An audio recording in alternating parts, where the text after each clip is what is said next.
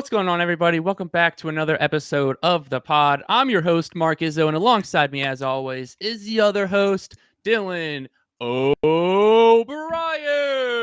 Dillon, how you doing? I'm doing well, Mark. I'm doing all right. Some shit went down this week in wrestling. I'm excited to be on the pod. I'm just gonna mention this off camera. I'll mention it on camera, because I'm sure everyone's going through it. Mental health hard right now, man. It's hard. The seasonal depression for sure is kicking in. When the seasonal depression hits on top of the regular depression, oof, big time. And Yeah. I know a lot of people can relate. It's hard to be motivated to do anything right now, to go to work, to do any of my schoolwork. But the one thing that I can't help but just uh, I remain excited to do the podcast every week, and I remain excited to talk to Mark every week about wrestling. And it's an awesome thing to have that, despite having pretty much zero motivation to do anything else. But very dope, and I'm very despite don't even know how many people are listening, don't even know how many people watch. Haven't been even checking in on the analytics too much of the pod as of late, as me and Mark are really trying to focus on building up the social media as well. I know that's been a big focus, but I'm sure Mark pays a little more attention. He's more the producer of the pod. Big shout out to Mark for that. Just so you guys know, Mark does a shit ton of work. I come on here and I talk every week. I post a couple TikToks, post a couple Instagram things, but Mark is really the heart of the operation, I'd say. Mark is really head, and he built the foundation for this whole thing. Huge shout out to Mark. Just that's how I'm feeling today. I'm just very grateful for this podcast. Very grateful for you, Mark. Very grateful for pro wrestling because it's given me one thing to despite, you know what I mean, not saying poor me or anything like that. It's just go through it every year. I feel like everyone does. It's on and off all the time. You know what I mean? But you know, and it's just and it's nice. Just now, specifically of all times, there's just like pro wrestling has been really exciting. So it's been really nice to just like, you know what I mean? Just be at work and just be like, just all you want to do is go home and go to sleep at 4 o'clock and not do anything and sit in bed. But I go, no, you know what? I'm gonna go, and I got a Crown Jewel to watch, man. I got Crown Jewel to watch. I got to sit up. I got to get some food. Got to get some of the guys over. A couple of my roommates that don't watch wrestling at all. Both my roommates don't watch wrestling at all, but got them to do it with us. And just watch Crown Jewel. It's been awesome doing this pod. I'm very excited to be here. I'm very excited to be back for another episode, Mark. That's how I'm feeling today. Yeah. Feeling And grateful. the first thing I'm going to have to address is that you are a big part of the operation. You weren't around back before you weren't here, obviously, and it was tough. Talking about professional wrestling by yourself is extremely hard to do. Um, and then, especially once you hopped on, we skyrocketed. Burning Hammer to the moon, baby. Hell yeah, man. At the Burnt Um, Hammer on all socials. That's right. Um, Before we dive into anything, Dylan, I'm getting a little taste of what you're rocking right now, but let me see the full cake. Yeah, so I was saving this one partially because it doesn't, not that it doesn't fit me, it just fits weird. It's like super skinny. It's like thin. It's not very wide, but it's like very long. Which you would think is like good for me as like a lanky, tall motherfucker, but I'm not quite this lanky. This is like a pretty long thing. But anyway, the oldest piece of wrestling merchandise that I own actually is what I'm wearing currently. I got this as a birthday present. Um, I would say, wow, close to 15 years ago. And you might be wondering, Dylan, how does this still fit you? It doesn't still fit me. It never fit me up until a few years ago. Yeah, basically, it was enormous on me my entire life. But it's something that's really cool, I think, and it is a football jersey, WrestleMania 25 football jersey.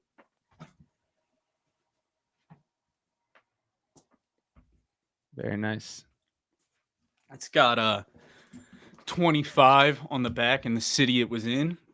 city was actually Houston, so I don't really want to show it right now. Not too Yeah, big of a fan of Houston, as they've taken one of the most talented rappers of this generation take off recently.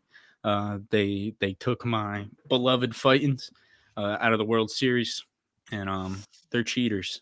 So not a huge fan of the city of Houston, honestly. But I will probably keep this forever. Maybe give it to because it's cool. At this point, I've had it for so long. You know what I mean? Like that's yeah, pretty. I think next year at WrestleMania, um, if you guys don't know, in 2024, or I guess in a couple years, a year and a half or whatever, WrestleMania will be in Philadelphia, where that's me right. and Mark are from. We've mentioned it a few times, but I think one of my things I think would be really cool would be to wear this to WrestleMania one night. You know what I Yeah, mean? Just because like I literally watched WrestleMania in this, watched WrestleMania 25 in this on an inflatable WWE chair. My gift was this and an inflatable WWE chair. I remember that. Sure. Yeah, and my gift was like this, the inflatable chair, and my dad bought the paper and bought WrestleMania for me to watch. And it was on my birthday, which is cool. WrestleMania's been on my birthday a few times. I don't Yeah, think it ever will again though. It's my birthday is at end of March and it's always in April now. I mean it's like Anyway, the first weekend in April. They could push it back. yeah, it would have, but it seems that they've been putting it later and later recently. Yeah, Um, yeah, Anyway, but yeah, so I just remember I was watching WrestleMania 25 in this thing. It was like down to my ankles, like I said, enormous on me on this inflatable chair. So I think it would be really cool 15 years later at WrestleMania 40 uh to be wearing this in the crowd at WrestleMania yeah, 40. And just thinking 15 years ago, I was literally on an inflatable chair wearing the same shirt watching WrestleMania. Here I am. And who knows where the burnt hammer will be by then? Maybe we'll be closer than I could ever imagine being to the ring and stuff. So who knows? yeah. Anyway, sorry, I know we talked a lot getting into it. Mark, what are you wearing? I have one of the it's one of the shirts on WWE where it's like an old an old school design, but they just like reprinted onto the newer shirts, which is still sick. But the older like quality of the shirts is always way better. But I got a I got the Rock t-shirt on. Hell yeah, that's a fire one. I've actually never seen that one. And if you check out the back, Oh yeah, what's it? It's backwards, but do you do you smell it? Is smell that? it? Yeah, that's what it says. Hell yeah. Yeah, I also ordered a t-shirt that should be arriving today that I should have gotten. I should have had it by now, but I'm pretty stoked for it. But I had one that came in the other day. I wore it. I wore it the day of Crown Jewel. Actually, it came in that morning. Um, that I thought it was not going to be here until like the end of November. Came in like a lot sooner than I thought. But yeah, so I'm probably gonna wear that next time. and I'll say this: always keep up with WWE Shop because they run a bunch of sales. I know a lot recently. They've been doing like $20 t-shirts, which is what the one I just got was on sale for like $20, which is crazy because it's like a newer t-shirt. So always stay up with WWE Shop, and I'll say check out Poshmark. Poshmark, it's like a you buy and sell clothes. That's where I've gotten a lot of wrestling t-shirts, and you can get some pretty good ones for not a bad price. So definitely check out Poshmark if you're looking for a good alternative, or if you're trying to find like a vintage t-shirt that you're not trying to pay $100 for. You'll have to search, but you'll find some goodies for a good price. But Yeah, I've gotten a few from Pochmark at a very good price. yeah. And so before we get started, if you're listening on a streaming service, Apple Podcasts, Spotify, Google Podcasts, iHeartRadio, whatever it is, make sure to leave us a review because those go a long way, and make sure to follow and or subscribe whatever it is that your streaming service does. So that way, whenever we release a new episode, which is every Friday, that it will pop up in your feed, in your library. If you're watching on YouTube, thank you. Make sure to like, comment, subscribe. That stuff really goes a long way. And the best way to stay up to date with anything that the Burning Hammer podcast is doing is to follow us on all of our social media: Twitter, Instagram, TikTok at the Burnt Hammer. We're really popping off on TikTok. We're starting to do some pretty good numbers. So hop on the bandwagon now. We're pretty close to 200 followers on TikTok. Instagram, we just hit 100. And Twitter needs a little bit of help, but that's neither here nor there. We'll work on that in the coming weeks. It's also the best way to get our initial reactions for any reports, any news, anything like that. We live tweet during the weekly shows. So definitely make sure to follow us on all of our social media. Again, TikTok at the Burnt Hammer. You can follow Dillon on Twitter and Instagram at DillO'Brien_wave. And you can follow me on Twitter and Instagram at MarkIzzo_wave. Now, business has been taken care of.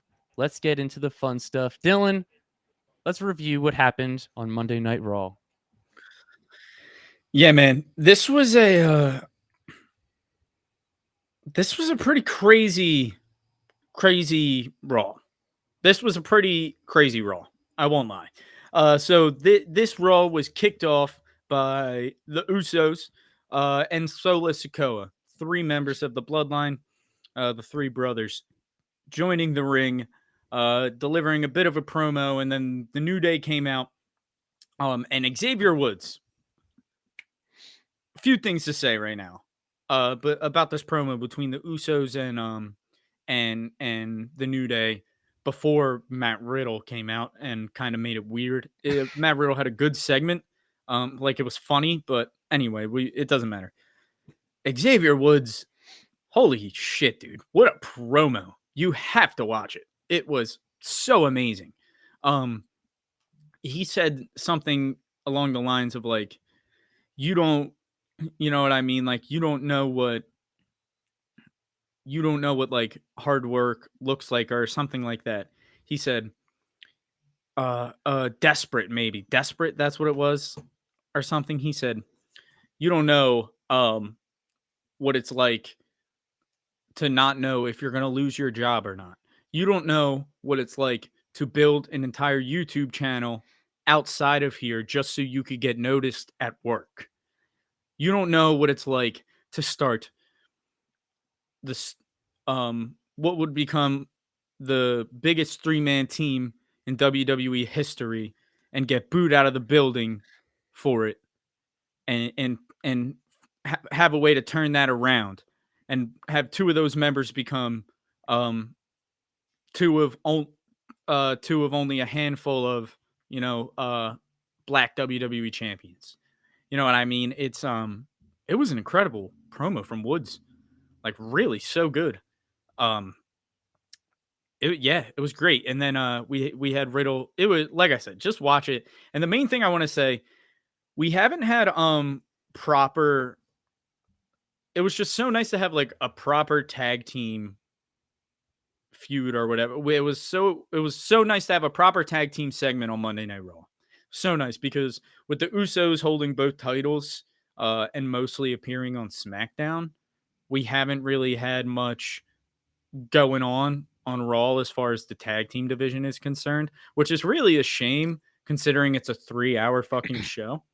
And it basically only has 3 titles, basically 2.5, because they have the women's title, the US title, and the tag team titles that are kind of in a weird, they're just kind of a prop at this point. I'm thinking it just kind of feels like it's going to be that way until after Survivor Series, which is kind of, in my opinion, kind of fine for now, just because of the way Survivor Series is set up.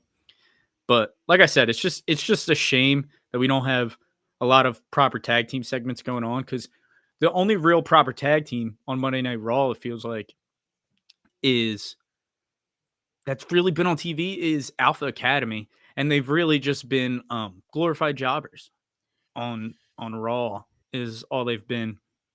But basically, Riddle came out and was like, hey, whatever, hitting the bongs with the bongos. And then Jimmy started playing him a little, and he was like, "Hey man, you know the rules: tap tap pass."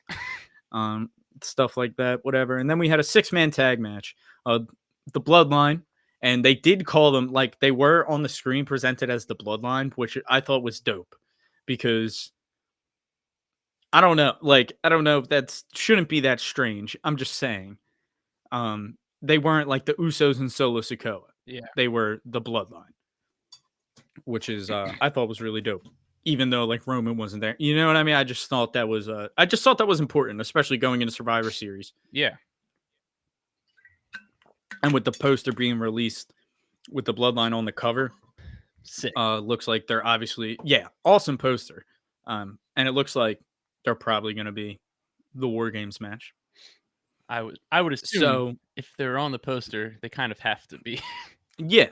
So anyway, so we have this going on, the 6-man tag match, and it was a really good match. And Solo Sikoa, I want to make sure I put emphasis on that. He picked up the win for the Bloodline, and he did it by hitting his finishing move, the spinning solo, kind of like a variant on the Rock Bottom.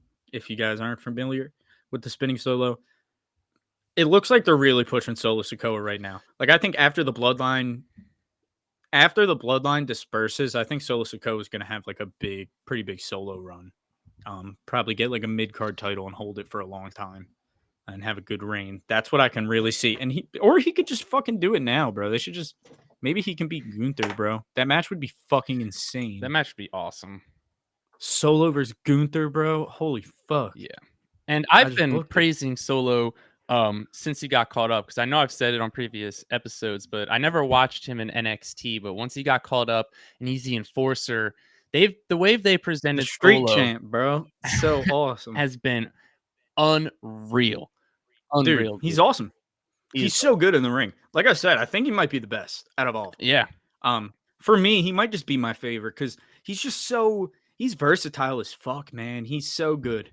He just he knows what he's doing. So that's why I wanted to put emphasis. He picked up the pin here, and they're really pushing him as the enforcer, the protector, man. Like, he was sent by the higher ups in the Bloodline. And even though he accepts Roman Reigns as the tribal chief and whatnot, he was sent to be the enforcer of the Bloodline, is what the story was told, and they're doing a great job at that. And he's just amazing, and he's just doing an amazing job. Love Solo Sikoa, love what he's doing. We had Corbin versus JBL. Not that. Corbin with JBL versus Cedric Alexander. Corbin was extremely aggressive in this match. I'm honestly kind of a fan of what Corbin's been doing in the ring. I want him to change his ring gear. I think everybody's kind of wanted that. We need something new. And he needs to change his theme song so fucking bad. Yeah. Like, it just doesn't work with the new thing. The End of Days is so awesome. I'll say it a million times. I'll say it until, I don't know. That's just an awesome move. And it was awesome because Cedric did a little springboard going for a move, and he was caught right into the End of Days. It was sick. Corbin picked up the win. And it looks like they're pushing Corbin right now, letting him pick up some wins and trying to see if he can build some credibility, see how the crowd reacts. I do think it's been getting better in a couple of weeks, these Corbin segments, I'll say, from my perspective. I think this most recent one was the best one. I think Corbin looked the best. I think I found it the most entertaining, I guess. It drew me in the most. And then we had Seth Rollins with the United States Open Challenge. He goes out there, and it looks like, I will say this, Seth Rollins, I think we're getting a babyface turn from Seth Rollins, because the way they're pushing this, he went out there and he's like, "Oh, it's so good to hear your beautiful voices. I could hear you sing to me all night." Like, that stuff. Like I said, he's not changing his character. I think he's just, certain things he's saying is just pushing him more as a babyface. He gets fucking cheered all the time regardless, and he always will. Yeah. That's the thing with Seth Rollins. He's just at that point where he can kind of just be whatever. He's amazing. You could say that a million times. Everyone knows that. Anyway, but just specifically saying like I think they're gonna do like a babyface turn specifically soon for Seth. Yeah.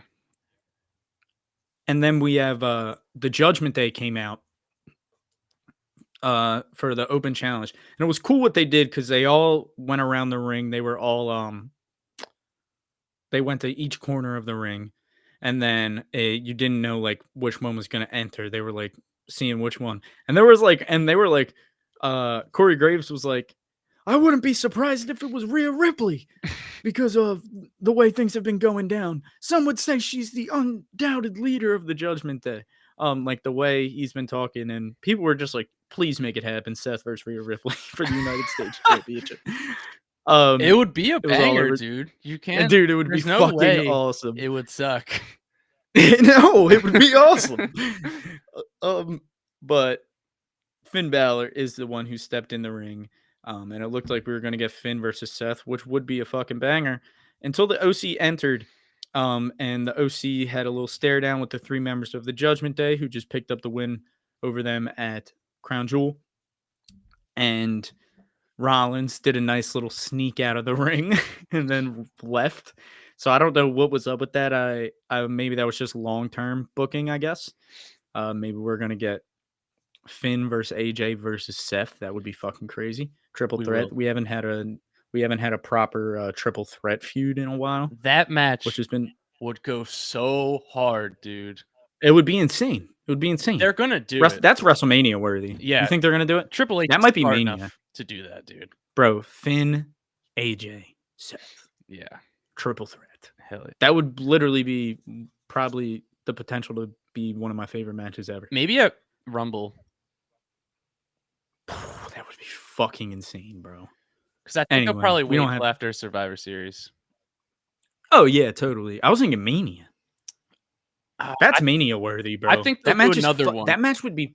I don't think they'd do one and done with that. Yeah, that is true. Anyway.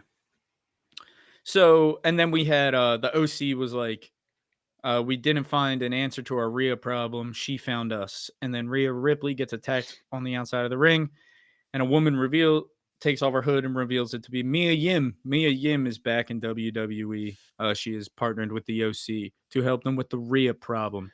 And if you were following us on social media, you would have seen the reports that there were rumors that Mia Yim was going to come back to WWE. So that's why it's important to follow us on all of our social media. Yeah, so she is officially back. And then we had and the OC stood tall in that segment. Then we had a nice little Otis versus Elias match. And Otis picked up the win on a Gable distraction, which I thought was really nice, dude. Hell yeah. Because Alpha Academy has looked so fucking bad. Not even bad. Like, they're just so funny, so entertaining. And they go out there every week and lose most of the time. Yeah. And it sucks for them because they're on Raw and there's no tag team division on Raw. Like I said, there's literally, I watch Raw every week. This was the first and subtle, whatever, at least hint of a real tag team division. Well, and in a long time. Did you see their segment on the Halloween Raw? Yeah, the Chippendales costumes. Yeah, that shit was so funny, dude. So that's why Otis wanted this rematch for Elias humiliating him.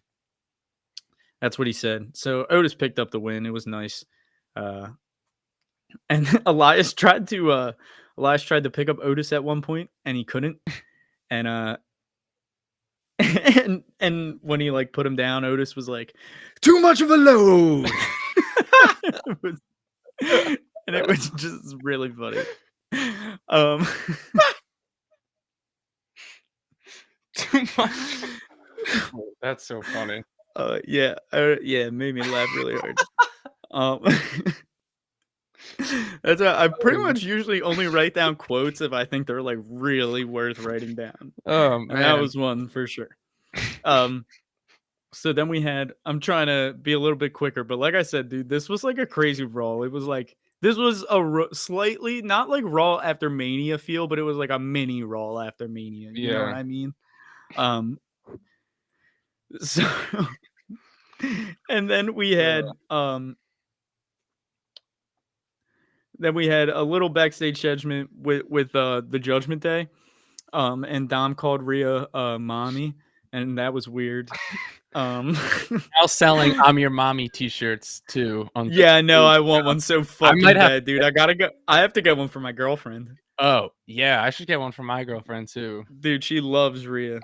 Um, my girlfriend loves Rhea, so I'm thinking about getting her one. Oh, we might get us both one.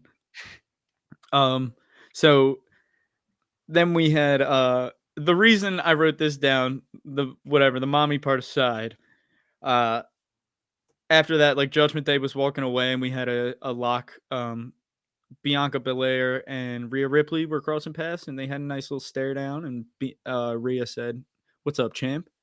Um, so looks like that's some long term booking we're probably going to get. And Rhea Ripley would definitely be a great option of the person to beat Bianca for the title. And I think it'd So, be great for Judgment Day. oh yeah, big time, Yeah. big time. So yeah, I think if they could put a mid card title on Finn, and then have Dom and Priest get the tag titles at some point with Rhea as women's champ, You think that would be pretty cool.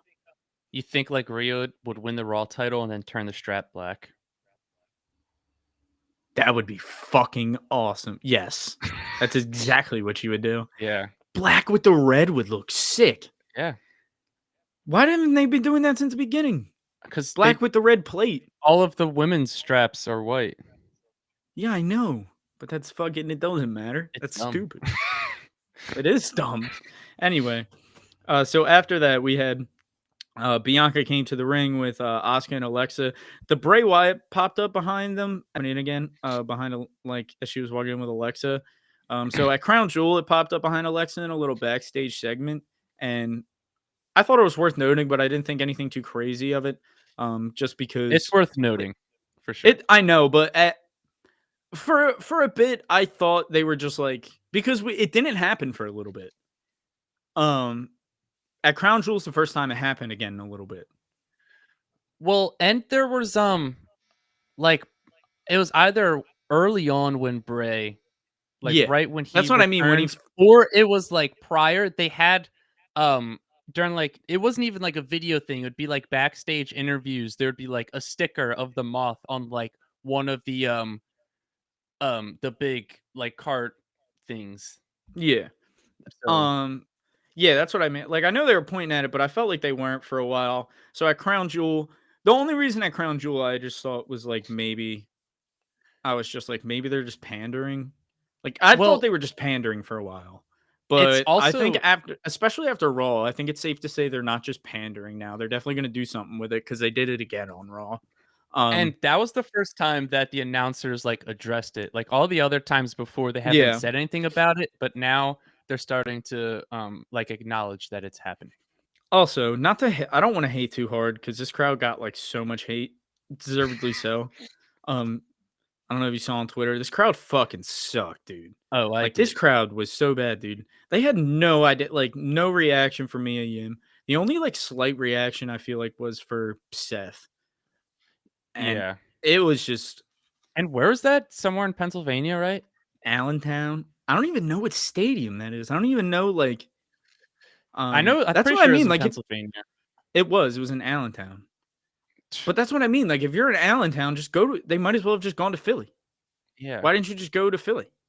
Yeah. The fuck. Like I said, I tweeted it. I was like, dude, if you're doing a PA show, you can't do it in the middle of bumfuck nowhere PA because the crowd's gonna fucking suck for a television show. Like you can do it. I'm not saying they don't deserve wrestling.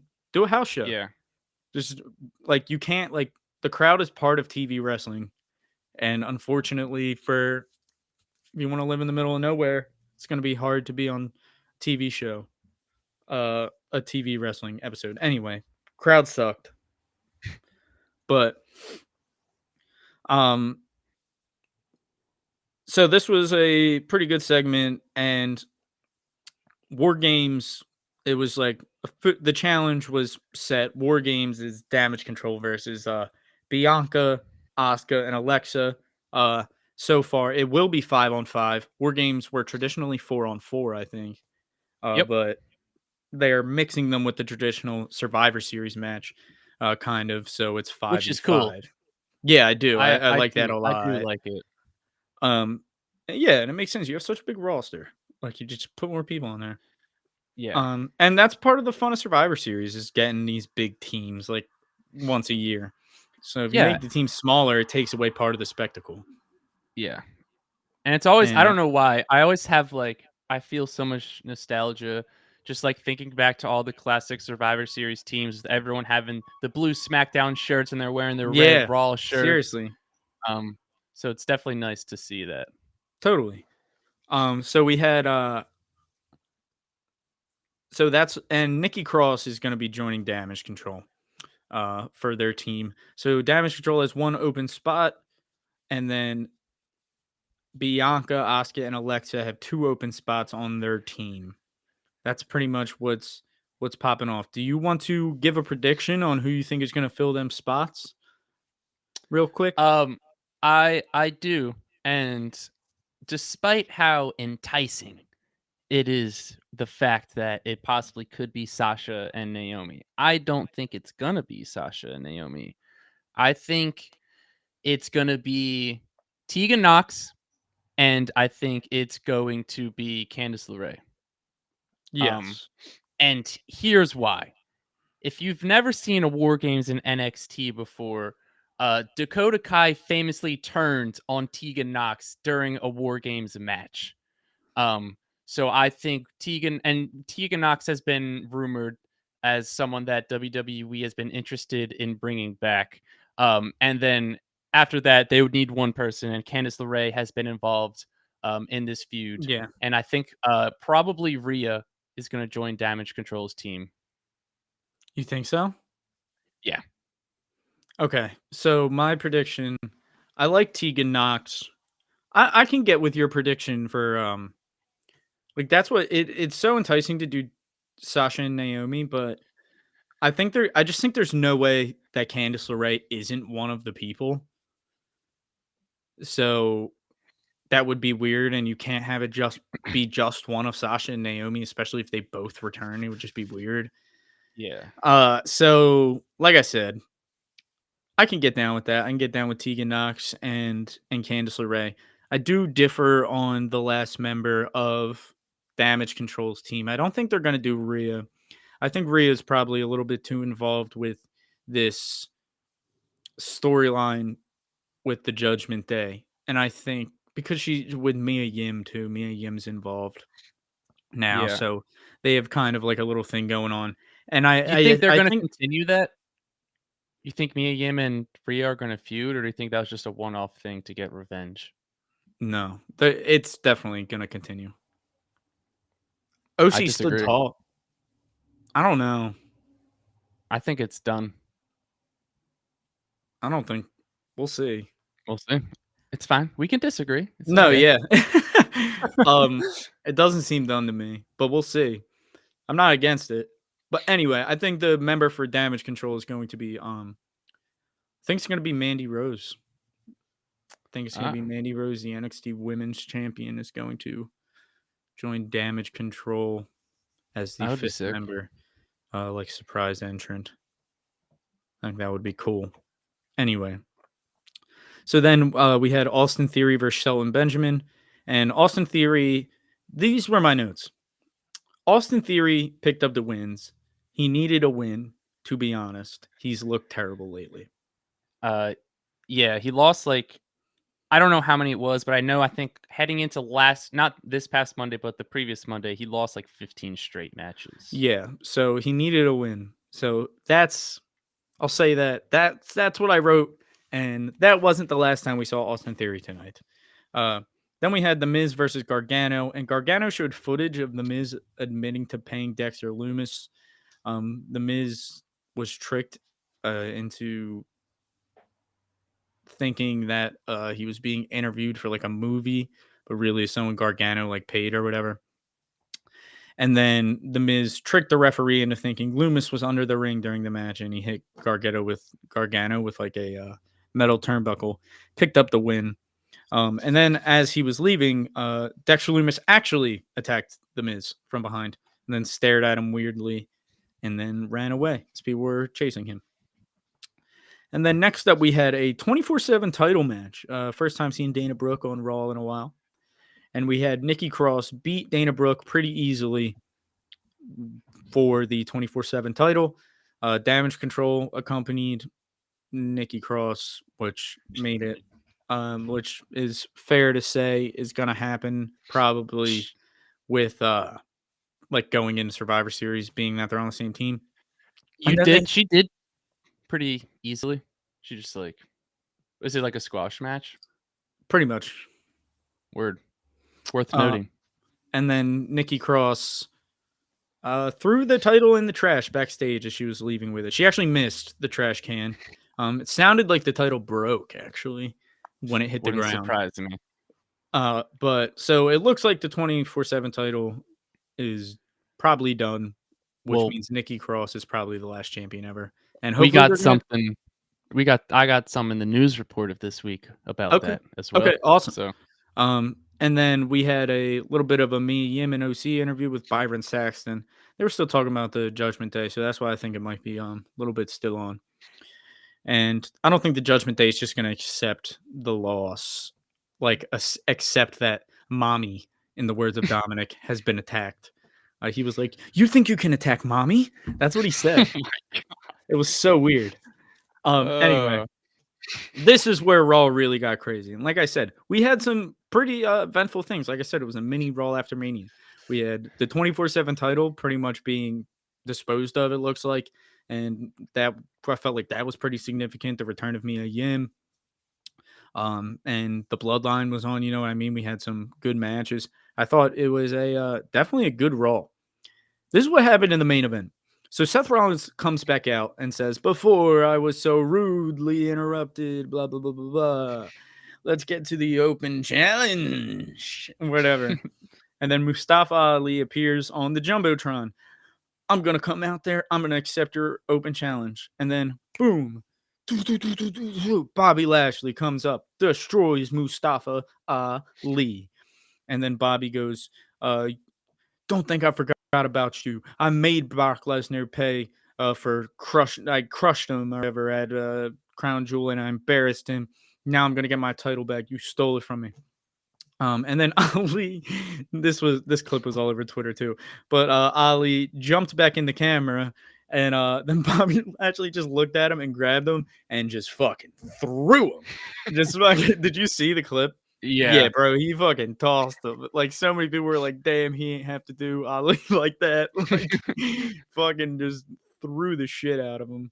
So it looks like we're getting a bit of a heel turn from Bobby, especially after the rest of what happened tonight. So Bobby Lashley goes out to answer the open challenge of Seth Rollins. Before the bell even rings, Bobby Lashley is just fucking laying into Seth Rollins, absolutely destroying him. Seth Rollins got a little bit of a comeback in at some point. Looked like he might be able to even the odds, but Bobby Lashley just fucking fucked him up. Bobby Lashley starts walking away. The bell didn't even ring. He just destroyed the WWE officials had to pull him off of Seth Rollins. As he's walking away, Theory comes out with no music. Theory comes out with Money in the Bank. Austin Theory, decides to cash in his Money in the Bank contract in front of the worst crowd possibly ever. No hate, but possibly like one of the worst wrestling crowds I've ever seen. Cashes in Money in the Bank on the United States Championship when Seth Rollins was having an open challenge for the United States Championship. A title he's held before on Raw, Austin Theory.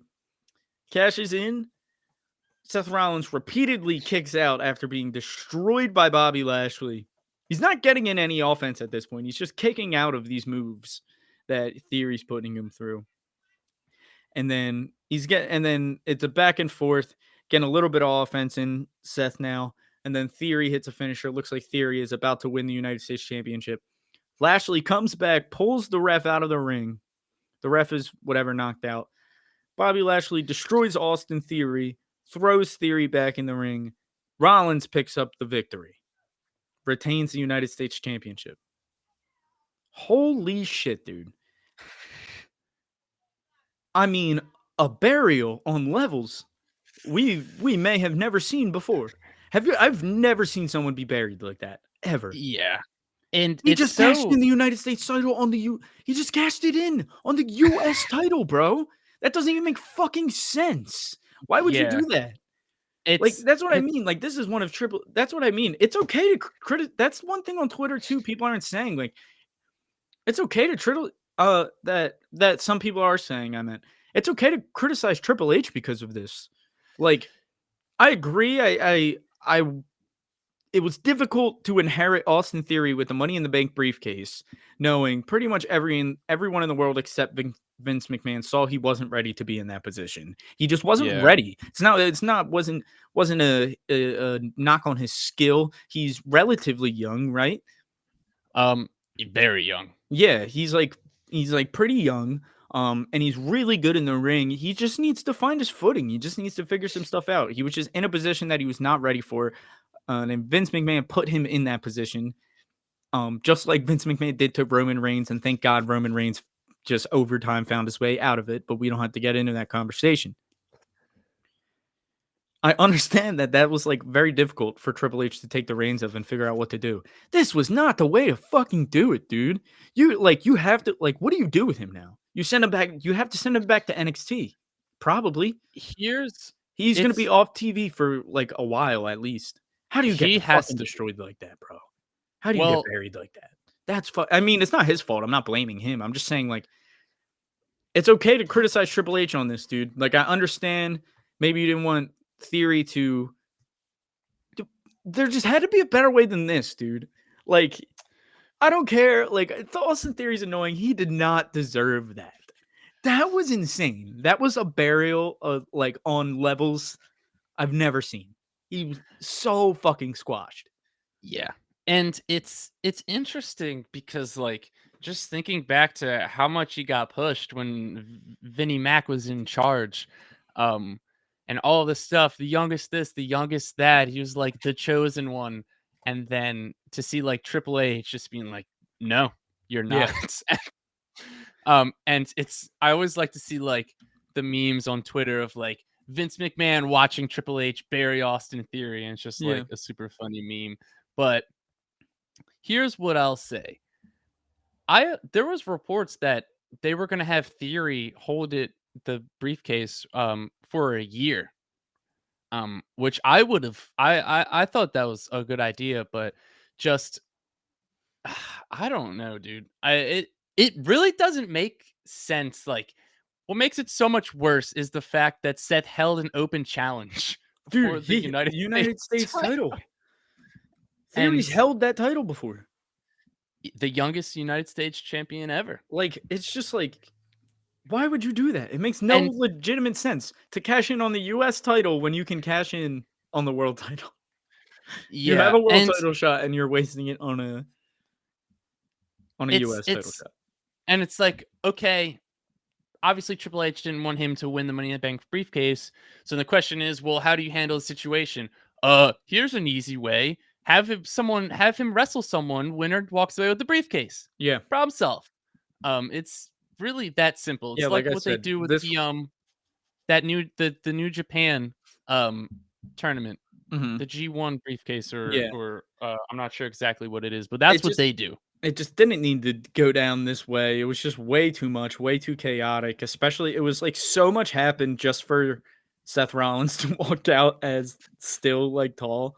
And I love Seth. I'm not like and that's the other thing. I don't even like I'm not like mad, I guess, because I didn't want Seth to lose the title. I just thought just like not even a bit like I said, I've been pretty critical of Theory, but goddamn, dude, this was like insane. Like he just got Yeah. squashed like so hard, like probably harder than I've ever seen anyone get squashed.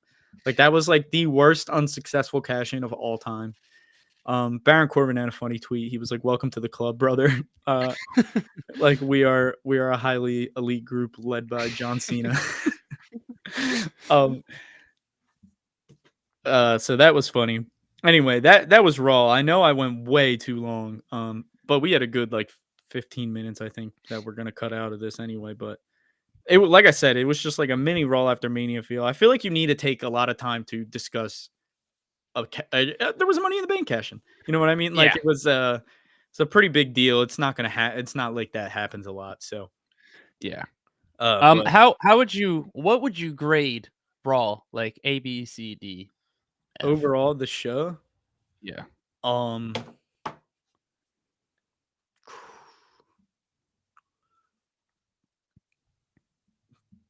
B or B minus, because we Word. had the things that could have made it better that were just kind of out of WWE's hands. I'll say was like definitely, like I said, the crowd like affected the show. Like the Yeah. crowd was not good. The crowd sucked. They were pretty fucking quiet all night. Um, and And it was probably worse too because, like, the Crown Jewel crowd yeah, was that's what I'm saying, was insane. yeah. So to go from that to that, and like I said, even compared like 40 miles away at Wells Fargo Centers where they had Extreme Rules, Yeah. that 40-mile difference. Look at that crowd versus the Extreme Rules crowd, Yeah.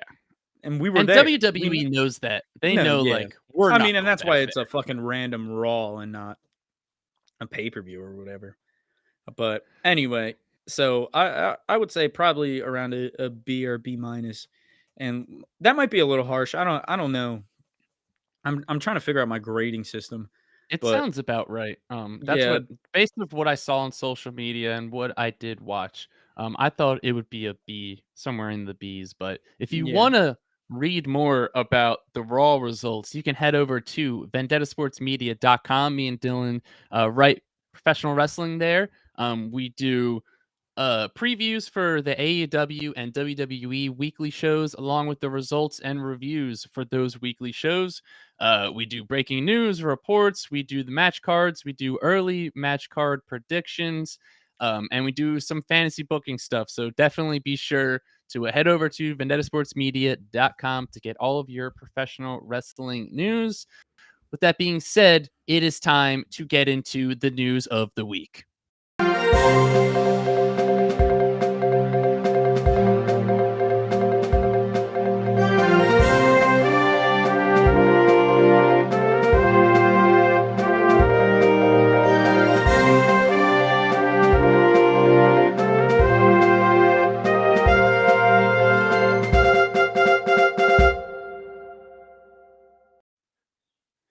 Mark Izzo reporting live from my bedroom to bring you the professional wrestling news of the week. First up, NWA wrestler Nick Aldis has been suspended from the company. He recently told them he is not going to resign with them. His contract is up in January of 2023. He then took to social media to say some not so good things about them. NWA has suspended Nick Aldis. It's going to be interesting to see where he ends up next. Following that, the 24/7 title is officially retired in WWE. If you head over to their website and you look at all of their titles, it says from 2019 to 2022, the active titles say whatever year it started to present. The 24/7 title is done. It will be interesting to see if they add a mid card women's title because that's what Dana Brooke wanted. And that has been all of the talk over these last 2 weeks. Soraya is making her highly anticipated in-ring return to professional wrestling at AEW's Full Gear this year, where she will be facing Britt Baker to see whose house AEW really is. And just about 2 days ago, Roman Reigns hit 800 days as Universal Champion. By the time you're watching this, he's a few days past that. That put him at 9th all time for the longest wow. title reigns ever. Who is going to stop Roman Reigns? We don't know. That's been the news. Mark Izzo reporting live from his bedroom. That was dope. I don't know why like my senses was just like to go full screen on you there, but I did. I think it worked. I think we should do that from now on. It's all good. I thought I it was thought a it was bad. cool. No, I thought it was like I did it at first, like just to like see what it would look like, and I was like, I don't know, it's kind of cool when you're just like saying all the news, and then we'll Yeah. throw me back in there. All right. We're going to. Can I It's just say a Friday. couple things about the news real quick? You may. Just a couple. One, really hope they bring in a women's mid card title, dude. I really, really hope they do. Um, And I don't know if that's the case. Maybe Nikki Cross would be the first champion. I don't know.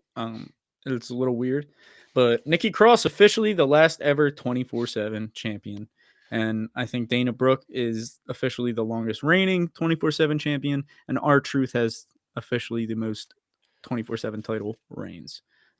That's your history. A little bit of history on the 24/7 title. Don't know why I just know all that off the top of my head, but I don't know like any facts about any other fucking title. Anyway, yeah, let's go on. All right, we're gonna give you the take a little look at a preview for SmackDown and Rampage. Starting off with SmackDown, or excuse me, Rampage.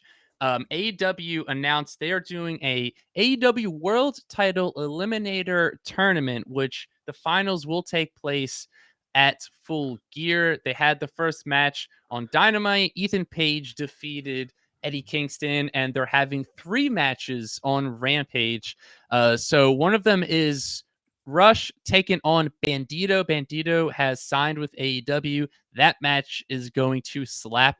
The next match in the tournament is Brian Cage taking on the young Dante Martin. Again, that's going to be another fun one. And then the other match is Lance Archer taking on Ricky Starks.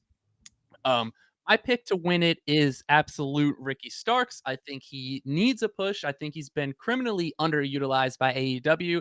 And you can head over to our TikTok to find out my full predictions for every match on the bracket. And then in the main event, the All Atlantic title is on the line. Your champion, Orange Cassidy, will be defending against Lee Johnson of the Factory. Now, this is all the day before, so it's likely they're going to add a match or we will hear from one of their top stars. Dillon, give us a preview of SmackDown. Yeah, no problem. SmackDown is not loaded this week as of right now. We only have 2 matches announced. Excuse me. That was kind of gross. First match, Shinsuke Nakamura versus Santos Escobar. Oh, geez. Sorry, dude. A little heartburn. A little bit of some acid reflux. We got Shinsuke Nakamura going against Santos Escobar. I haven't been watching SmackDown too much lately. I usually work and I don't report on SmackDown, so it's hard for me to know exactly what's going on. But I do think that Shinsuke Nakamura has not been on TV too much as of late. I could be wrong. So it is nice to see him announced for this card. And then the big thing that is announced for SmackDown is the WWE Undisputed Tag Team title match with the Usos taking on the New Day. The New Day are looking to defend their record of the longest reigning SmackDown Tag Team Champions of all time, and the Usos are looking to break that record. That's why we had this little bit of a segment on Raw this week with those two because of the upcoming match between them for the titles on SmackDown. Did you want to give a little quick pick for this match? I probably assume you're going to pick the Bloodline, but Yeah, yeah.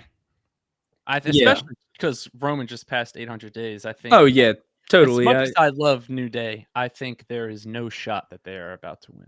Yeah, agreed. I think maybe Solo helps them pick up the win at the end. So that's your SmackDown preview. Yeah, and going back to Roman hitting 800 days as champion, if you want to find out how long I realistically think he can hold on to the title for, again, vendettasportsmedia.com. I wrote a blog about when I think Roman's going to drop the title, and it might not be at the time that you think. So head over to vendettasportsmedia.com to read that. Now, we are going to get into the good stuff. We are going to give you our grades for WWE Crown Jewel, and the order in which we will be going in is the order in which the matches happened on the show. Dillon, overall, let's give a quick little, a brief grade of the show as a whole. What would you give it?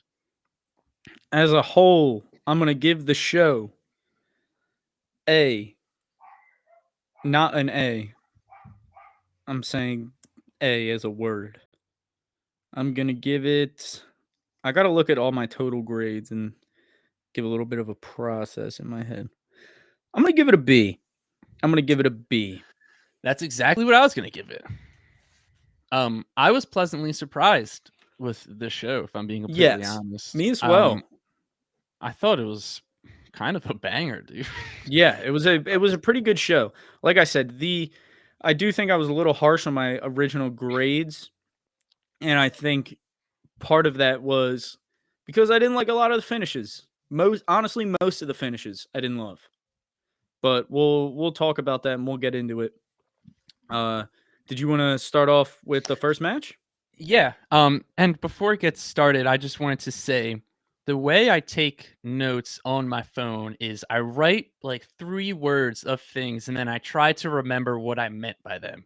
Yeah, So if I know what things you mean. don't make sense, I Well, I did apologize. not take notes. I'll let you know that. Didn't take notes. Going all off the noggin. I just wrote down the match and my grade. My grade was my initial reaction. Like right after the match, wrote down my grade. Word. All right. So the match that kicked off the night was Bobby Lashley taking on Brock Lesnar. I really loved this match. I gave this match a B plus. As much as initially I was upset that Bobby didn't win, I am okay with how they did it, and I will say I usually hate doing those like roll up finishes, but I think I'm fine with it because Bobby Lashley beat the absolute piss out of Brock Lesnar. It's I don't know the last time. It's rare that Brock Lesnar gets manhandled like that. I think Bobby Yeah, Lashley looked really strong, and I think that it's was definitely unexpecting to see that happen, and I think it does a lot for Bobby Lashley. And essentially, Bobby Lashley turned heel um in this. And the Oh, one and he thing, kind of I'll say this really quick, just before you go into this match to confirm the Bobby Lashley heel turn. There was a clip after Raw with him. Like I said, he went like absolutely ballistic after Raw, and one and I quote tweeted it out if you guys follow me. Um, I really loved that how they made sense of what happened. Like Bobby Lashley pretty much just said, "Listen, like Brock Lesnar costing me my title, and I embarrassed him." And I embarrassed him in a way that he has hardly ever been embarrassed before. And you know what I mean? And he has to live with that. Now, and he was like, that was my goal. And he was like, did that. Now my only goal is to get back that title. That's all I'm focused on. He was like, and if you guys can't see that that was stolen from me and I'm pissed about it, then whatever. And I'm like, wow, you know what I mean? And I yeah, just thought they did it they did a really good way. You know what I mean? It's not like him turning they just like oftentimes so many people have just turned heel or turned in face and they've just done it for no reason, no explanation, no real proper doesn't make sense. And this one I like how they went out of their way to kind of make sense of it. But sorry to interrupt there. Go back to this Brock and Bobby match. it's all good. I think that's definitely an important thing because I Yeah, feel like a lot of the times there's just simple explanations for things. total. And I think Totally. we're starting to see them just be simply explained now, Yeah. which is nice to see. I will say it might just be me. I'm no professional wrestler, but I feel like Bobby Lashley took Lesnar's suplexes pretty oddly. Um, as in unsafe, as in it looked like Yeah. just weird the way he was taking them. Mhm. There was a funny quote um, when I think Lashley had Lesnar in the Hurt Lock, and then the ref asked him if he wanted to quit, and Lesnar's just like, "No, I don't give up. Shut up," which was funny. Um, Yes. but yeah, overall, I really I enjoyed this match. Gave it a B plus. I was shocked that Lesnar or that Lashley just dominated Lesnar. What did you think about the match? So I gave it a B, and like I said, it might have been deserving of a B plus. I don't hate the finish because yeah, I think we're gonna get Brock and Bobby 3. My guess is probably at the Rumble. I don't think they'll delay it till Mania. My It would be guess is tough I'm unless gonna say Lesnar's just isn't on TV for a while. probably Rumble. I would say they're gonna do Brock and Bobby 3, but it really seems like that's what they're gonna go. I just thought like I said, I don't hate the finish of like Brock getting dominated and squeaking away with a win somehow through like a little roll up. I just thought the roll up itself was just like so bad and just looked like so. The Yeah. finish just looked so bad, and I was just like, "Oh, that's a shame. This was really cool." Well, Bobby I mean, Lashley. That's essentially what I was like. I was like, "That's a shame." Bobby Lashley was beating the fuck out of Brock Lesnar. This was really dope, and then it just ended super ugly for a Brock Lesnar win. how many times do you think Lesnar had to execute a roll up on No, someone? I know what you mean. I just thought it was like really like I don't know. I just don't see the. You could have just done Brock and Bobby 3 without. I don't know. I just didn't see the point of having. I get the idea of like you just made Bobby look incredibly strong without making Brock look too weak because he still did get a win.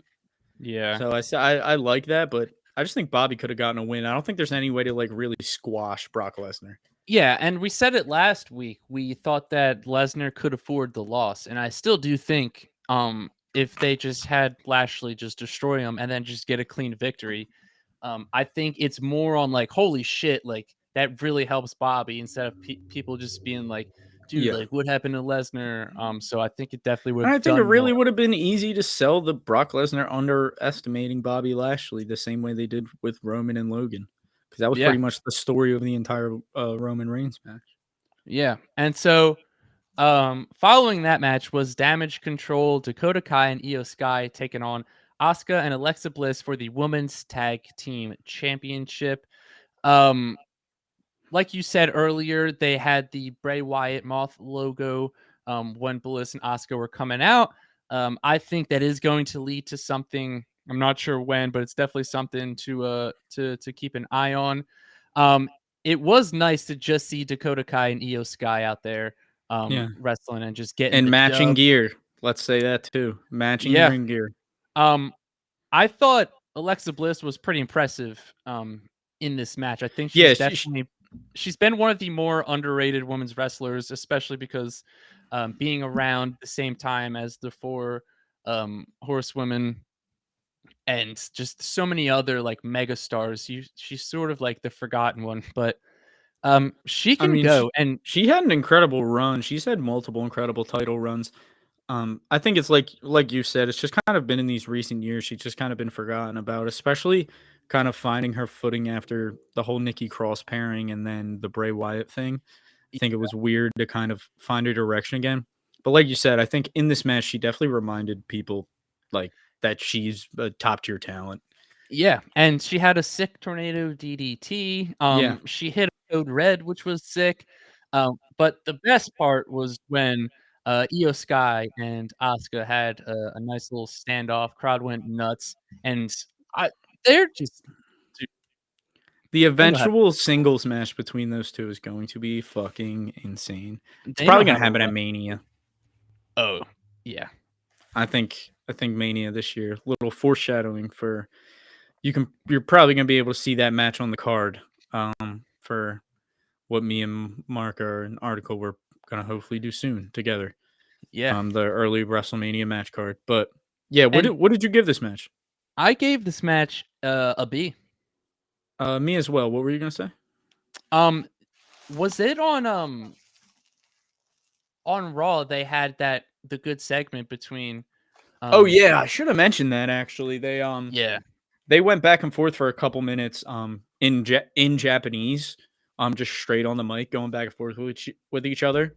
which is And sick. obvious yeah, which was awesome and it's all and Vince McMahon would never let them fucking do that. Um Vince McMahon's going to be like, "What? What the hell are they saying? Nobody can even understand them.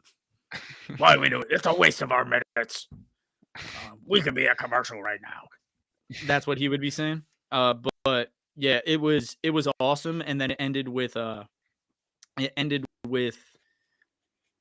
Io Sky just looking right at her and going, "Bitch," and everyone was like, "Oh, I know what that means." And then it just took off. Like I said, Yeah. just let them like Dude, that's what I'm saying. They're two of the most they're two of the most talented females to ever come out of Japanese wrestling. Yeah. Like, just let And them speak they let them speak their language for 2 minutes, and it was fucking awesome. Like, they let them speak their yeah. language for 2 minutes. Nobody knew what they were saying, and just through the fucking delivery and how much they were into it, it was incredible. Yeah, and it's like you you knew what they were saying without like knowing what they were saying. Just like Exactly. you said, based off of like delivery.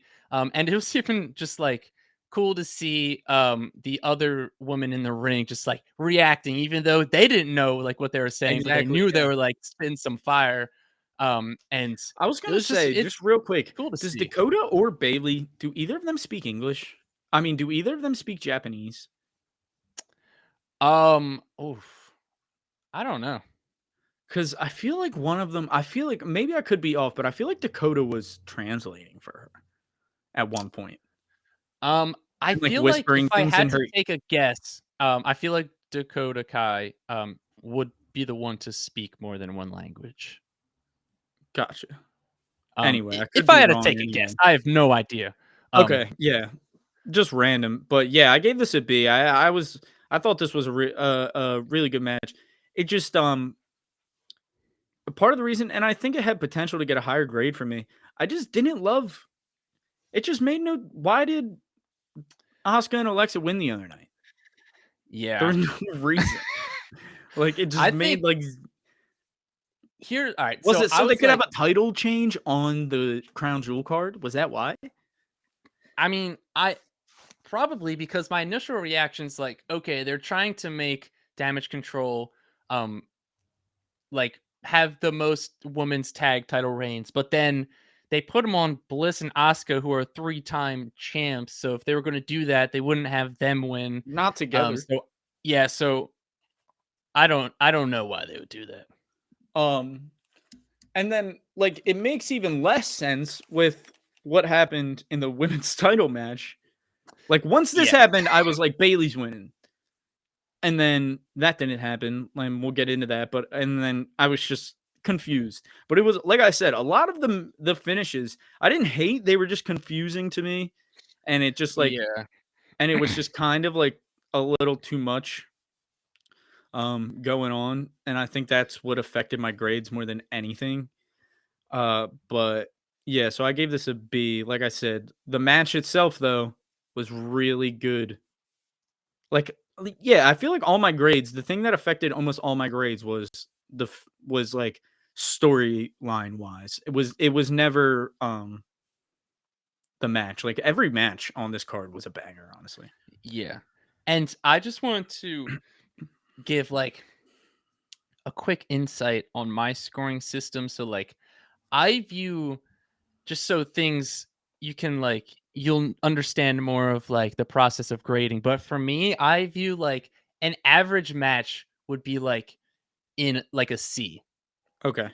Um and just for everyone who's listening, so if I give anything in the B, like it was an impressive match and it was better than I expected. Um Okay. So, that's sort of like how I'm trying to interpret things. Gotcha. So then following the women's tag match was Karrion Kross taking on Drew McIntyre in the four sides of steel, a steel cage. An interesting note about this match is Drew wrestled with a pretty bad illness. He was very sick. They thought, I'm pretty sure he had food poisoning, and but he wanted to wrestle. He was very adamant about still competing in this match.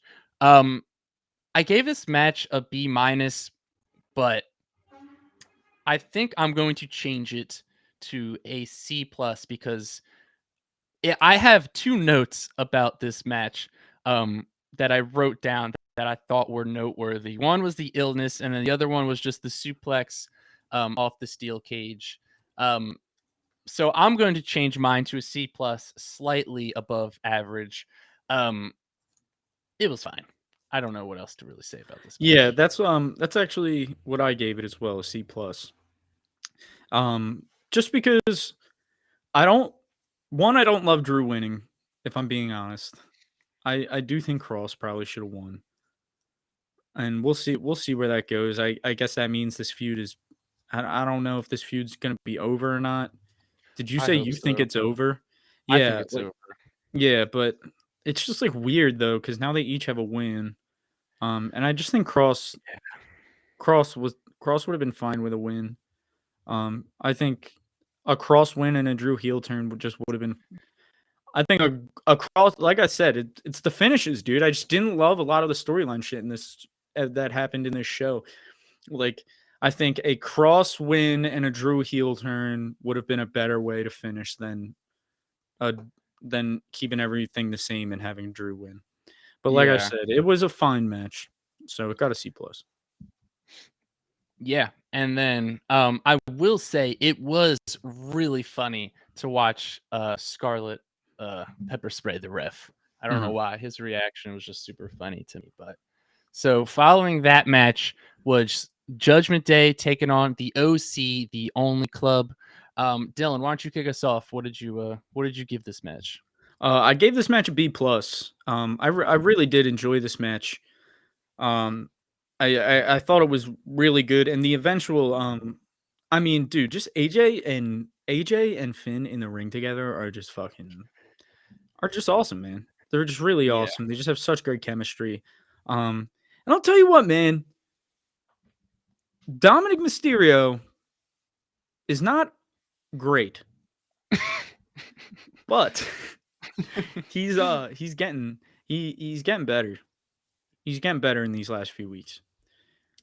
Yeah, He's for getting better sure. in these last few weeks, and I don't think he's horrible in the ring. I think he gets I don't I think he gets some unnecessary slack in the ring, and it's obviously he's got some big shoes to fill. But yeah, Yeah. I just think I thought everybody in this match looked pretty like I thought everybody in this match had a chance to kind of shine. Um, and Judgment Day got the victory, which I thought was the right move. Uh, Rhea Ripley is fucking awesome. Her hair in honor of the late great Beth Phoenix is what she said was just fucking amazing. Beth Phoenix is Yeah. not dead, just so you guys are aware. Uh, she just got beat the fuck up by Rhea Ripley. So I thought that was awesome. And Rhea's just she's on a different level right now. She's putting out Yeah. amazing work. Yeah, I gave it a B plus. I like this match. I don't think we're over with this feud though. Like you said. Um, well, I'm surprised um you didn't mention the biggest thing that happened, but before I get to that, AJ absolutely murdered Dominic with a knee strike. Oh Um, yeah. I wrote Finn went flying.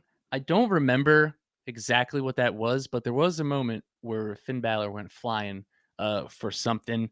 Cole had a great call after Rhea interfered. Someone's got to kick her ass. Oh Um, yeah, that was good. Hilarious. And then the most important part, Michael Cole mentioned the Bullet Oh Club. fuck, yes, dude. And And he mentioned that Carl Anderson is still the never open weight champion. And he mentioned the IWGP tag titles all in the same breath of air. yeah, dude, yeah, don't know how that slipped my mind. Literally, yeah, that was It's a fucking big deal. crazy. It's That a was very big crazy. deal. I paused it and freaked out kind of as soon as it happened and texted you immediately as it happened. I Yeah. was like, "Bro, he called him."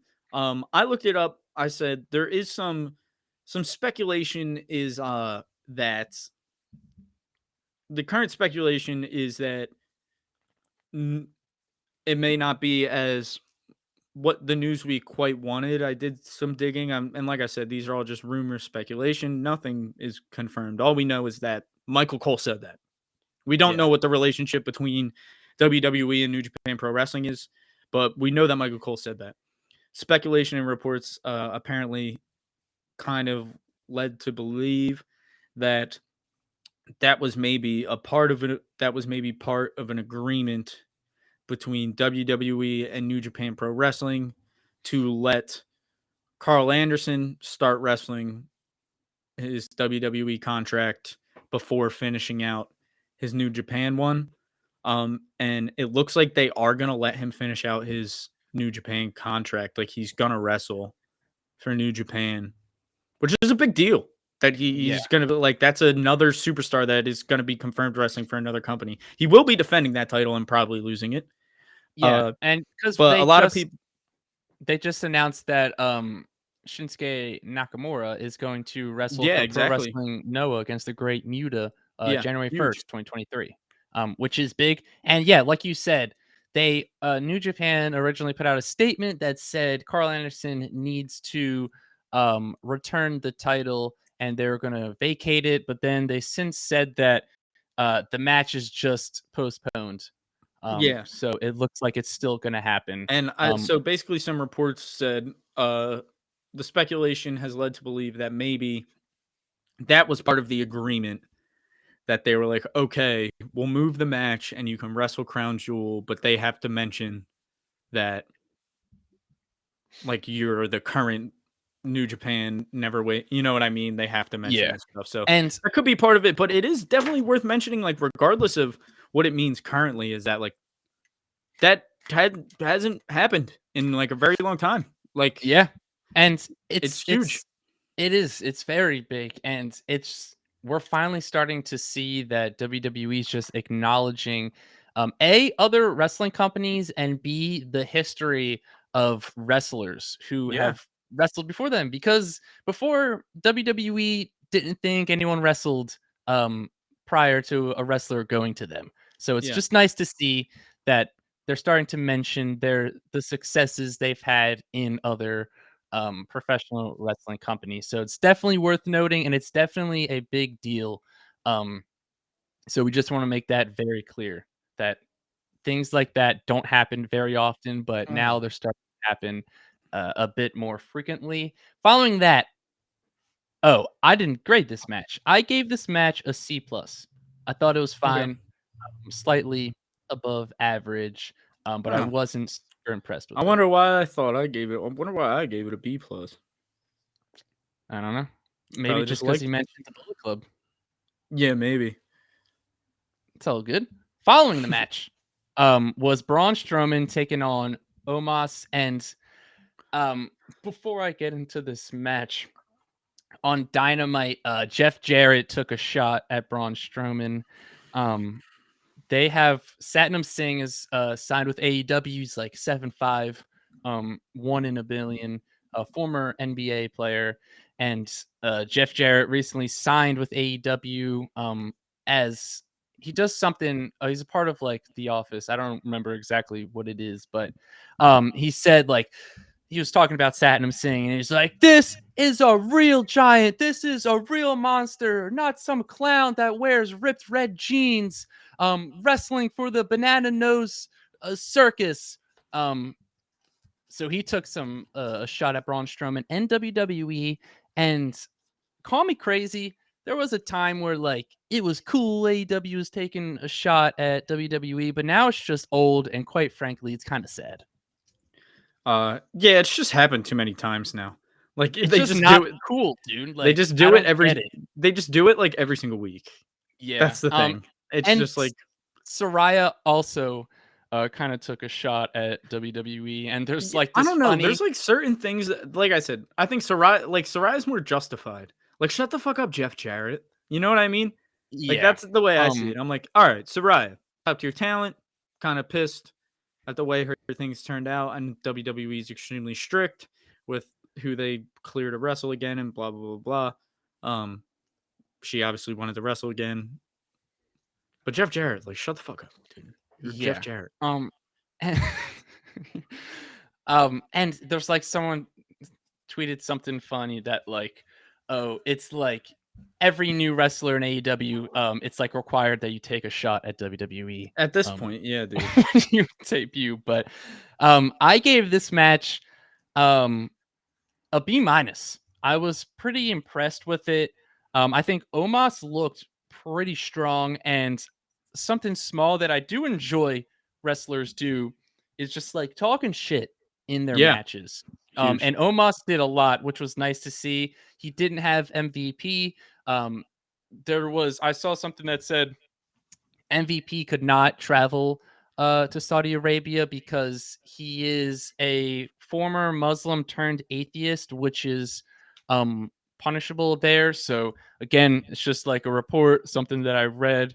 I don't think MVP commented on why he was there, but MVP was missing.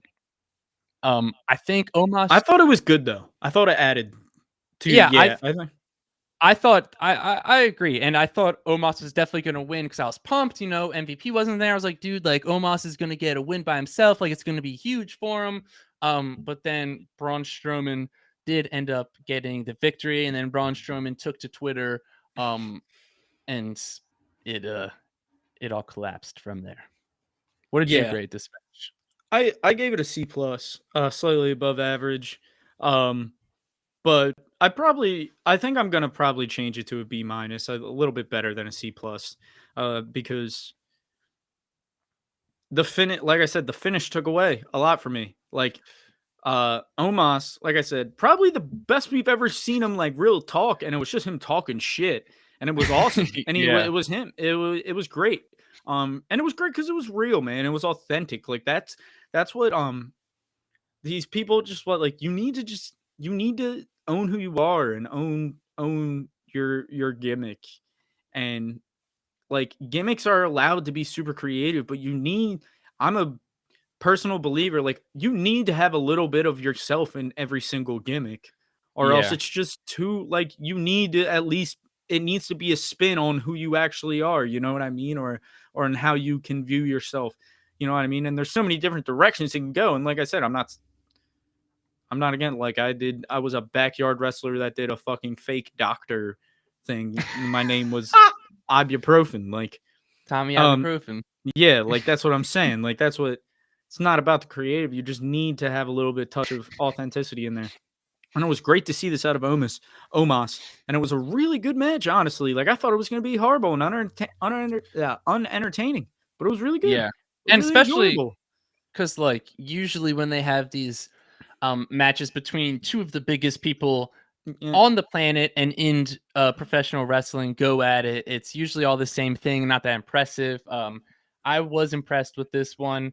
I think Braun just needs to shut the fuck up on social media. I don't yeah, know totally. everything that That's what happened on it, but I know he was like said something like, "Oh, us big men don't need to, like all these flippy floppers to yeah, have a good match or whatever," and like everyone was like, "Bro, fuck off."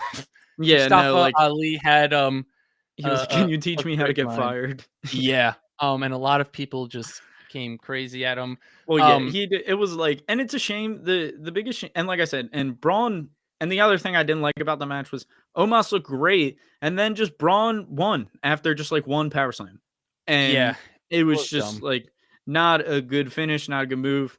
In my opinion, I think Omos should have picked up the win. I thought he looked great throughout the match, and it's a shame that it didn't end in a win for him. It's a shame that it was his first loss. You know what I mean? Like it's a shame Yeah, that and because it's the best he's looked, yeah, in totally. my It's the best opinion. he's looked by far.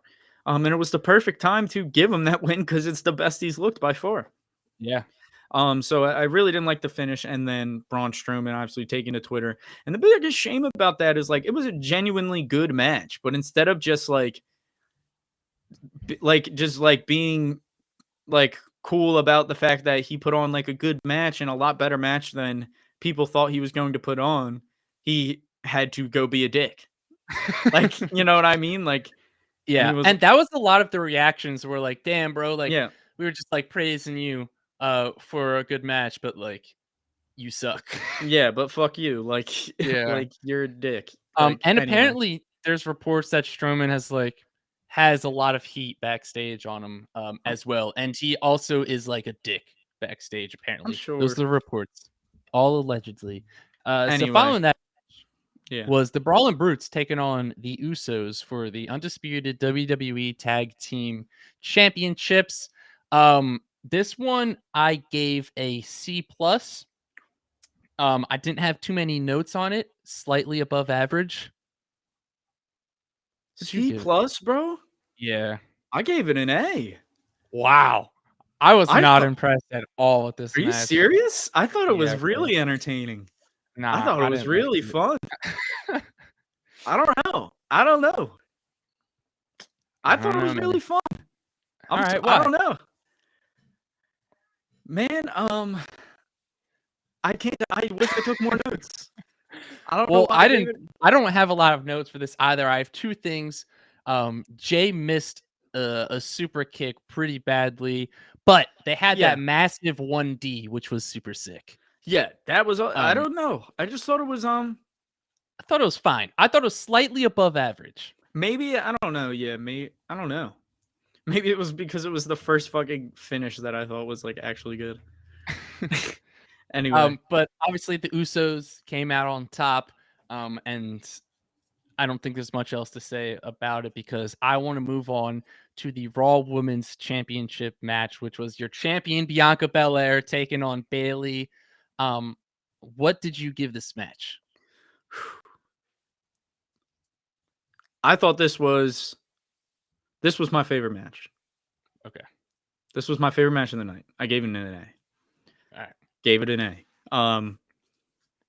I thought it was great. Don't necessarily love the finish. Like I said, again, don't understand why you're going to have Damage Control lose the titles on Raw, win them back on Damage Control, win them back on Crown Jewel, and then have Bayley not win. The Raw Yeah. Women's title just seems weird to me. Seems really unnecessary to do all that with the tag titles. But I thought it was a good match. I liked the finish. I like how she ended up keeping Bayley down with like pinning her between the ladder. Thought that was Yeah. a cool thing that I haven't seen before. I thought this was for sure better than their ladder match. Yeah. Um, I agree. I think this was definitely much more like what I thought we were going to get the first. This is what I thought we were going to get the first time, and I don't think we're not quite done because we're gonna end this. Maybe not end it, but we're going to War Games now, and we're probably going to get some even crazier spots in there. But I like this match a lot. I gave it an A. I didn't Yeah. love the finish. I do think Bayley should win, but like I said, long term, we'll see what happens. I gave it an A. But then after watching the Logan Roman match, I gave it an A minus. Just because I think the Roman match was slightly better. But I thought this Gotcha. match was a lot of fun.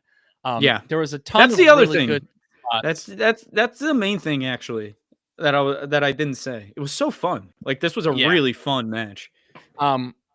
And I wrote down kendo stick. I don't remember what I meant to talk about the kendo stick. I'm sure there's some cool kendo stick shot. Well, she like beat the hell out. Like the kendo stick just like exploded. It was just like nothing left. Yes, That's that's probably what it probably was. what I meant. I loved how Bailey played possum when they were on the entranceway and then she like fell off the side and then she acted like she hurt her knee and then Belair was just like, what's going on? And the ref's like, whoa, back up, she's hurt. And then she was just like tending to her and then Bailey pops up and clocks Yeah. Belair. I thought that was awesome because I thought Bailey might have actually been hurt. There was a sick Bailey to belly on the stage. Oh yeah, that was A lot of fucking good stuff bro. That on was the so stage. stiff, dude. Like that Um, Bailey to belly was so stiff. So stiff. Like there, that I probably w- sent some fucking tingles up the back. yeah. And there, the Bailey put Belair, in like the equipment box. I thought that was cool because she could Oh not yeah. get up. That's I when was, I thought it was gonna. I thought she was gonna win right yeah, there. I was like, I just watched and I was like, damn, that's like pretty smart. Yeah, that's what I thought. Just lock that. She can't like. I thought for sure that Bailey was about to win. Why um, didn't she just lock it? I don't know. I thought she was gonna stack stuff on top of it. I thought. Yeah, I thought she was gonna like And then stand I on was like, top of it yeah, too. then I was like, bro, Bailey's about to stand on it. Then Belair's just gonna like poof, kick her off. Um, Following that, Cole had a great line. Bailey's driving a damn golf cart. Yeah. Which was hilarious. Although the interaction was a bit awkward because the golf cart wasn't moving that fast. Yeah. And Belair just very easily stepped out of the way. Yeah. But it was sick how Belair just kicked Yeah, Bailey out that was awesome. PTA That was style. awesome. Yeah, That that was was sick. awesome. It reminded me of when Roman faced KO and he just wrecked KO with the golf cart. Oh yeah. And then obviously Belair driving down the entranceway with Bailey on top of the golf cart was Yeah. awesome. Overall match really fun. A minus.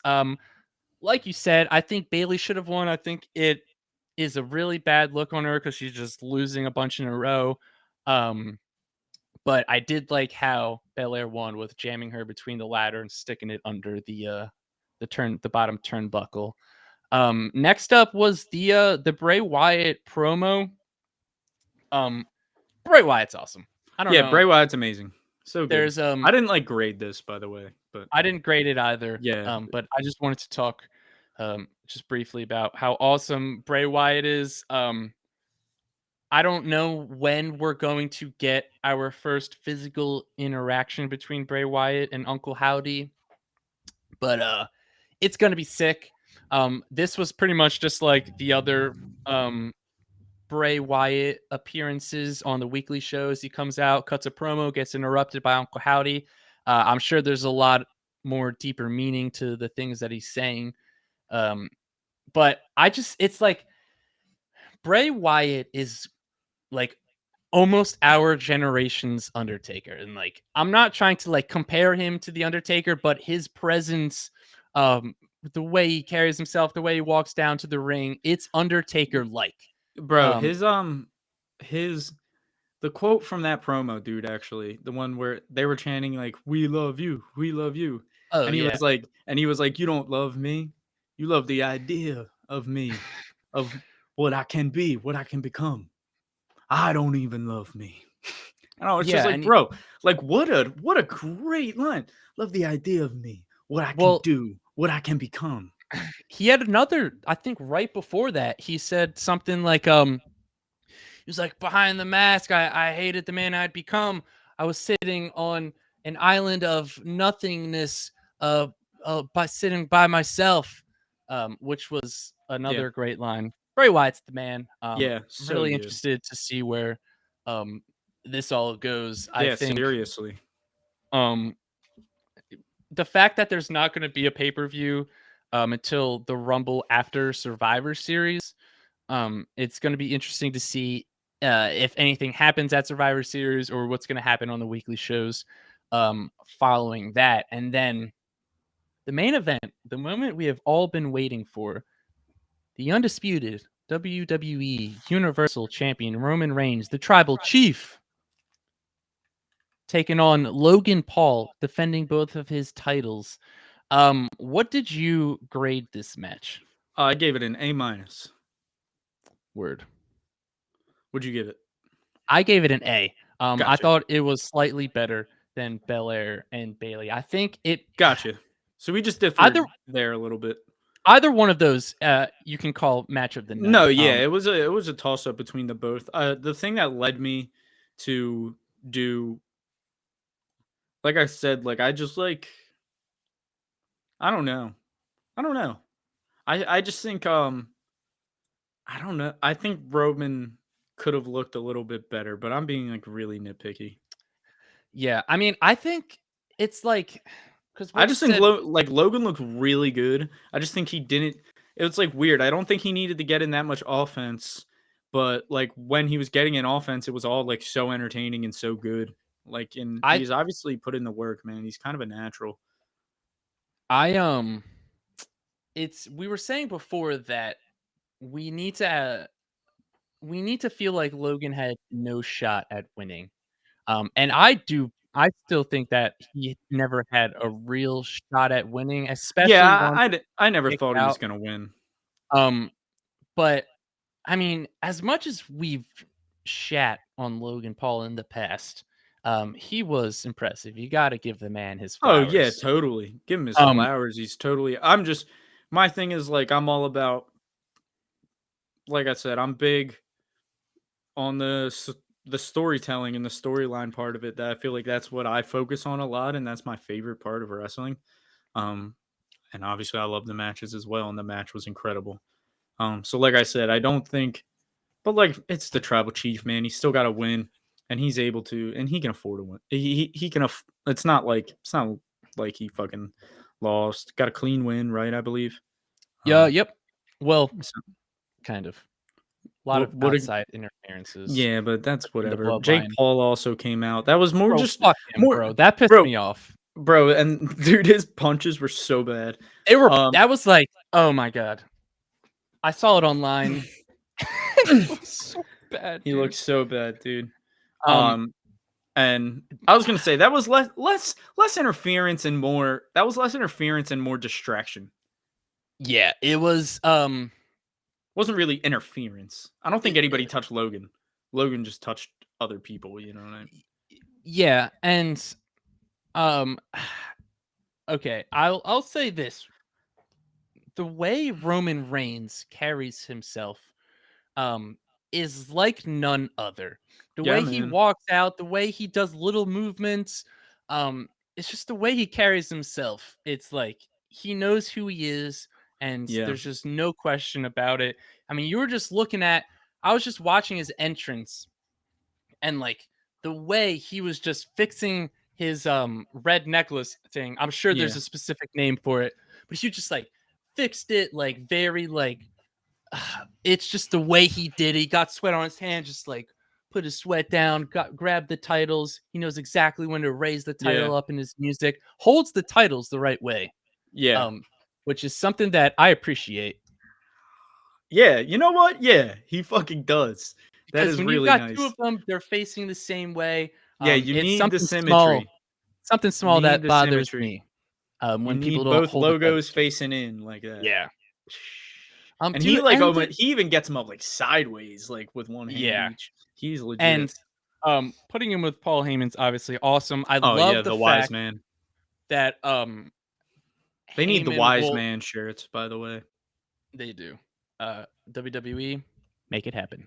I Get love on how some shirts that Paul say the wise man. carries the belt above his Oh head. yeah. There's something, it's like similar to what they do in boxing when they have like 8 titles and people have to hold Oh titles yeah. down. So that was super sick. One thing, and dude, when they were announcing them before the match, they announced Logan first, and then Logan was like in the center of the ring doing his thing. And then Roman was just like in his corner, just went like, bro, get out of here, and just Yeah. like not out of the spotlight. Um, Roman rules. He's on top of the world. Logan, I would like to see him have some new attire. Um, Oh I'm yeah, pretty that sure was one of my big things too. His attire sucks, but he looked great in it's this like match. yeah, Just and fucking his attire sucks. it's just because it's the same attire from his first match when he was with the Miz, and they were like, Yeah. I think it was like Cobra Kai inspired or whatever. But dude, Logan's got some bunnies. That Yeah. He motherfucker can can bounce. The yeah. way he's jumping off those ropes and that buckshot lariat, holy Oh my shit, god, that was awesome. that was Yeah, sick. dude. And the CM video, the Punk can't PO even hit a buckshot, dude. I know, dude. The POV video of him jumping off the fucking That was cool top as shit. rope through the table was awesome. Yeah, dude. I mean, we know that Logan Paul is a natural superstar, kind of just the way he's been able to gain a following and gain fans and people interested in what he's doing. And yeah, man, he's. I mean, you can't say he hasn't put in the time because you don't. Nobody's that much of a natural. You can't just do those things.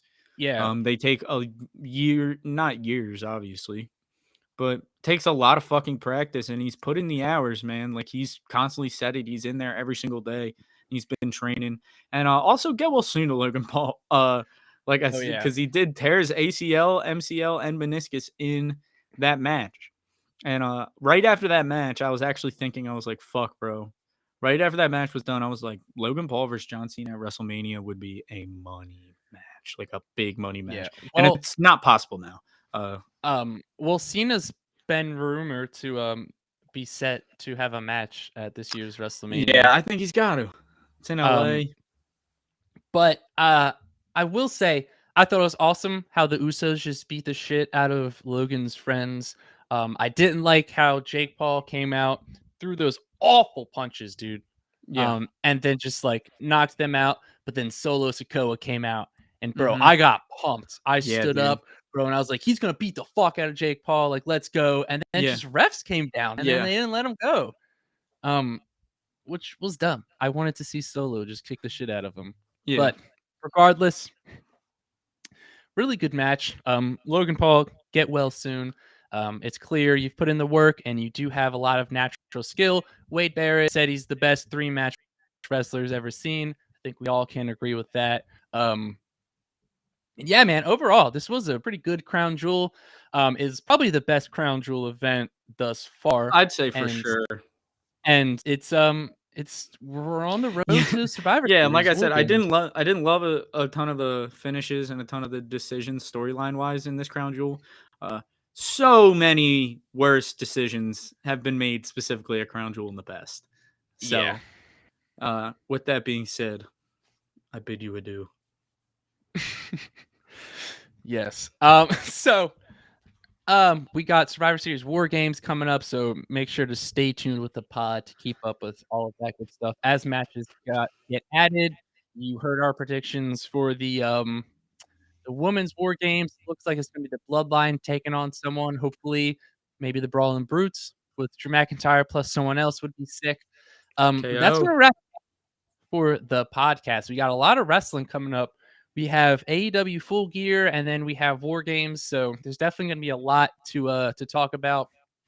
But if you're listening via audio streaming service, like I said earlier, make sure to follow, make sure to subscribe, make sure to leave a review. That stuff really does help us out. If you're watching on YouTube, like, comment, subscribe. Really helps us out getting those numbers up.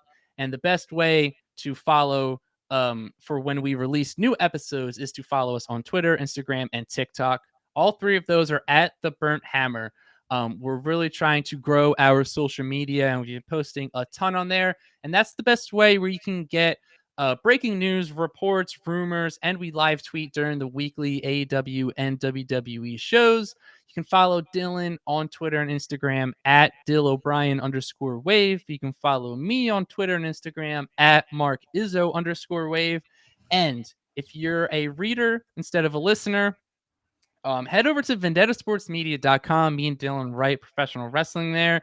We do a bunch of news, reports, rumors. We do previews for the AEW and WWE weekly shows, and we do results and reviews for the weekly shows, along with match cards, early match card predictions, and some fantasy booking stuff. So definitely head over to vendettasportsmedia.com to read me and Dillon's blogs.